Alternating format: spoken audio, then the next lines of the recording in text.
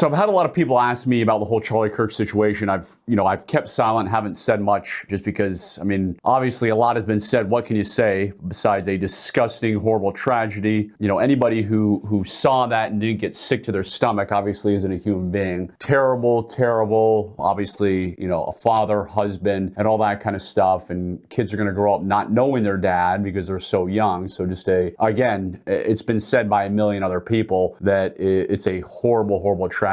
So the big problem in this is it's going to come down to the way he was killed, snipers. And when I say problem is, the problem is a person like him, obviously a celebrity, very well known, but he's not the president of the United States or the vice president of the United States, meaning they can't shut down roads, they can't shut down buildings, they don't have dozens of agents. And of course, even if you do have dozens of agents, even if you are the president of the United States of America, we saw what happened when Trump was almost assassinated. So even if you have the best protection in the world, things can still happen. But going back to a person like Charlie Kirk, who is still celebrity, still famous, but does not have the security team or can do the things that a president or a governor or somebody else can do. So that is the problem here, is for all these very well-known political people, when they go out and do a rally, sure, they're going to have security teams.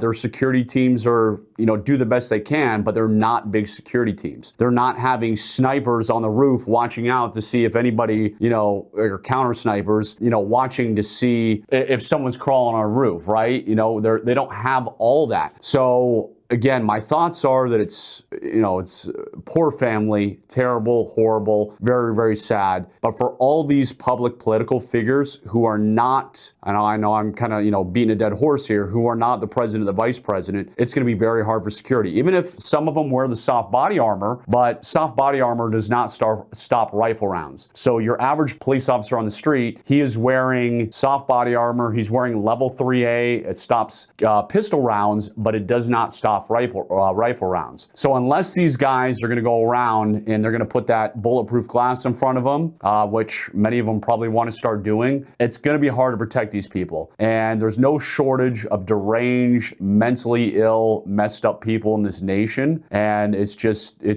a very sad state of affairs. So that is my thoughts, just because I've gotten so many emails about it, so many questions, and there's really no good answer. Obviously, you got to have freedom of speech. You got to stand up for your faith. You got to stand up for what is right. And if it just means, I remember the Pope's bubble, the Pope-mobile bubble, being in some kind of thing of that, bulletproof glass, so you can protect yourself, well, that's what they're going to have to do, because they're not going to be able to have the security teams and shut down bridges and roads and all that kind of stuff to watch out for snipers. So those are my 2 cents. Obviously, God bless him. God bless his family in this country. And hopefully, we will, again, I don't know what the answer is when it comes to the mental health crisis and these deranged individuals, but hopefully more people will come together.